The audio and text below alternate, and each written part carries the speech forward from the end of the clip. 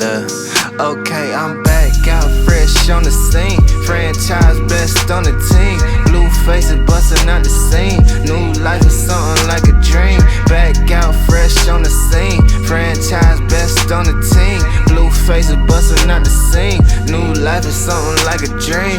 YouTube, welcome back to my channel. It's your girl Real Simone, and I'm back with another video.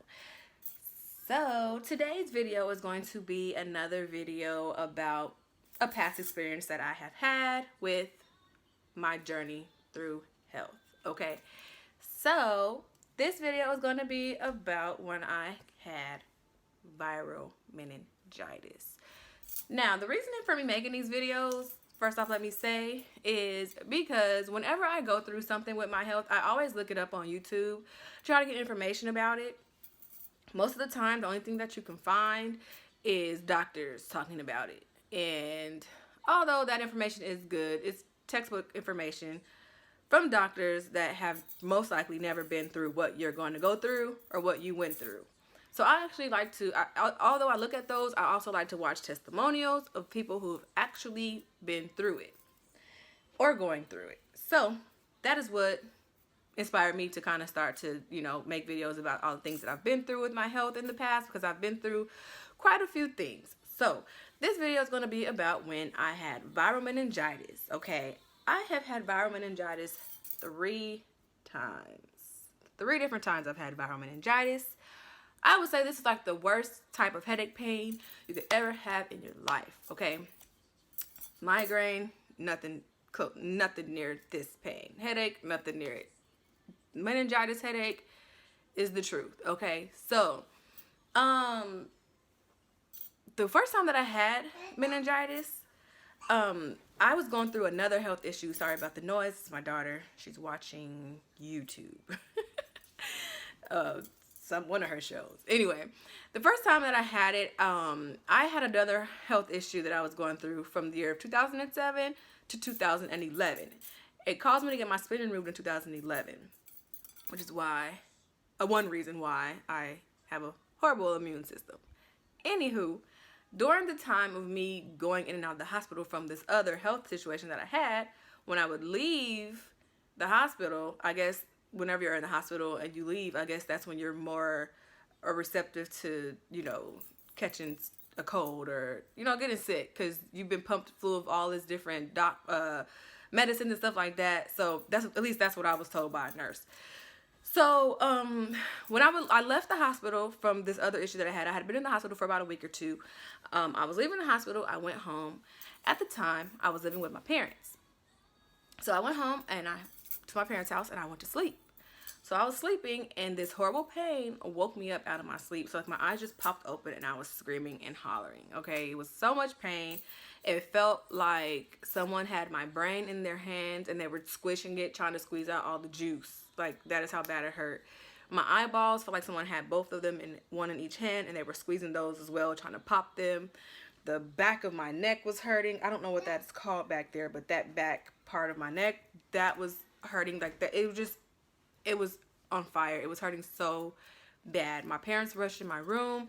I can't even really explain to them what's going on. I know it's to tell them I have, like, my head is hurting, and they're trying to figure out what's wrong. They don't know what to do. So they put me in the car and rushed me to the hospital, to the emergency room. And so I get to the emergency room. I'm screaming and hollering. And one thing that I've learned about going into the emergency room is, because I've been there plenty of times, I've learned that if you go in there and you're just like, oh, I don't feel good, this is what's wrong, that's happening, and that's happening, you'll sit in that waiting room for hours. But if you go in there screaming and hollering, or if you say you having breathing issues or your chest pain or something like that, oh, you straight to the back. Okay. Not saying you should go in there and just make this up, but I'm just saying from my experience, you get straight to the back. You don't have no wait. So I go in there, I'm screaming and hollering. Of course, they're not going to let me sit in the waiting room screaming and hollering. So I go straight to the back. I see a doctor I believe it was pretty quickly. I see a doctor, and he's like, yeah, this isn't a normal headache. We got to figure out what's going on. So I end up having to get a lumbar puncture. The lumbar puncture, ladies that are watching, it's very similar to, or it is, like a epidural when you're having a baby. So they take the needle, put it in your spine, except for injecting you with something. They're pulling out your spinal fluid, because your spinal fluid is what would be infected if you have meningitis. Because your spinal fluid surrounds your brain. That is the protection of your brain. Now, once your spinal fluid is infected and it's affected around your brain, your tissues around your brain swell, and it causes you to have that headache. So they go in with a needle, they take out the fluid.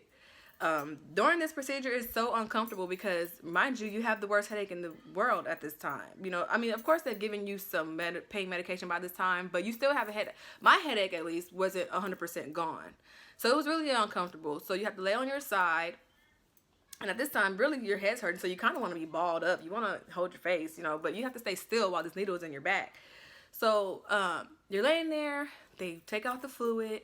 After they do that, you have to lay on your back for about 30 minutes to an hour, lay there until they come back and tell you what's going on. So they come back and they let me know that I had meningitis. Now, at this time, they didn't know if it was viral or if it was bacterial. Viral being the most common one, bacterial being the most dangerous one that you can give to, it's contagious, So until they can figure out if it's viral or bacterial, you have to stay away from people. So I was admitted into the hospital in quarantine. Okay, so I was put in a room by myself, of course, and there was a door leading to the hallway. But that door had signs on it letting people know, do not enter this door. You cannot come in this door. Then there was another door in the room. And, excuse me, I talk with my hands. But there's another door in the room. In that door, there's a window, a glass window. So I can see out past that door. But there's a smaller room connected to that door. And in that room, they have face masks, eye masks, wraps for your hair scarves. They have robes cover your clothes. So whenever a nurse would come in from the hallway, there's another door to the hallway, of course. So they would come in through the door from the hallway, stop in that room. I could always see them when they come in. They'll get dressed from head to toe. Then they'll come in and assist me with whatever I needed. So I didn't really get visitors. My mom and dad came and saw me, but of course they had to stop in that room, get all covered up, and they would visit with me for a little bit. But during that time, they were pumping me with like antibiotics. They kept me with pain medicine. So I would say about the second to third day, maybe, I was starting to be able to sit up and watch TV, feel a little bit better, until, they would tell me, until waiting for my test results to find out if I had viral or bacterial. It was very boring, but I had my phone, so I would just be on my phone or I'll be watching TV. Finally, one day, I'm sitting in my bed, bored, and the main door opens up. I'm like, what? I'm looking like, it felt like a burst of fresh air. Even though it was the air from the hallway, it felt like a burst of fresh air came into my room. And the nurse comes in and she's like, I forgot what she said to me, but she basically was like, you're not contagious. Like in a loud, bubbly voice. And I'm like, oh, awesome. Yay. So, open the door and everything. And she comes in and gives me whatever other medicine I needed. I was probably in the hospital for another day or two, probably like a day, probably a day or two. It wasn't that long. Then they released me to come home with my medicines and stuff. And after that, I had it 2 more times. But each time, they found out pretty quickly that it was viral. They knew it was viral. I didn't have to go quarantine the other 2 times. They knew it was viral. I'm not sure how they knew, but it was viral the other 2 times. And with that, like, I didn't have any issues, like, leading after that. Only thing that was, I would say was an issue was that I became very sensitive to smell. So, like, very strong perfumes. A lot of stuff from Bath and Body Works, I cannot smell. So if I do go to Bath and Body Works, I like to go there for their candles. But if I do go there and I, like, try a scent, I can't just spray it on me. It has to be something where I spray it out into the air and just kind of, I can tell before I even take a big whiff of it if that's something that's going to give me a headache or not. So, like, strong perfumes I cannot smell. Loud noises. So if someone's next to me and they decide to out of the blue just do a loud whistle, like one of those ones, I don't know how to do it. Do one of those, I have the worst headache in the world. So, like, sudden loud noises, like, I'll get like a very bad headache. So strong smells, without noise. That's the only thing that I would say I got from it. But I do know that it is a very serious situation. Like if you were to have bacterial, meningitis at all. I know. I tried to go to school. I forgot what year it was, but I tried to go to College America to be a medical assistant. And during that time, I've already been through all 3 times of having meningitis at this time. But I went to sign up for school. I started school. During me in school, they gave us all a packet of your personal information that you had to fill out. In that packet, it asks about your medical history. I wrote on there that I had bacterial meningitis, but I realized that I put bacterial and I crossed it out and I put viral. And I turned my packet in. The next day, the dean of the school called me and told me to come in that because I wasn't going to be able to attend school there anymore because I had bacterial meningitis in the past. I told her, no, I didn't have bacterial. I had viral. It was a mistake. I crossed it out and I put viral. And she told me that she could not go off of my word, that I could just be saying that to protect myself so that I could go to school with, I can go to school, but she could not take my word because her students were at risk or something like that. So she told me to bring my medical records to school. So I went, me and my best friend went to the hospital. I got my medical records. I went up to the school to give them to her. When I got there, there's another lady with her. She calls me in the back room and she tells me that my best friend couldn't come with me, but I'm like, no, she's coming with me. You have somebody with you, so she's coming with me. So we go in the back room and she's telling me how I cannot go there and that it most likely was bacterial because I wrote bacterial and then I crossed it out and I was just trying to protect myself so that I could stay in the program and that I just couldn't go there. And I'm like, well, I brought my medical records like you asked. And the other lady that was in the room looked at her like, kind of like a weird look. And she goes, I didn't tell you to bring medical records. I was like, yes, you did. Because over the phone, she told me to bring them. I'm like, yes, you did. You told me to bring medical records. She's like, no, I'm not allowed to look at those. Something about HIPAA or something like that. And she's like, I can't look at them. And I'm like, you told me to bring them. I mean, what reason would I go to the hospital, take all the time to get all these papers, medical records and stuff to come down here if you didn't tell me to do this, But anyways, she would not look at them. She kicked me out of the school. And yeah, I left. I didn't try to pursue it any further other than that. I just was like, you know what? I just left because she's basically calling me a liar and telling me that I'm going to infect her school. So I didn't want to go there. I didn't look for any other schools to go to either. I just let it go and just went on.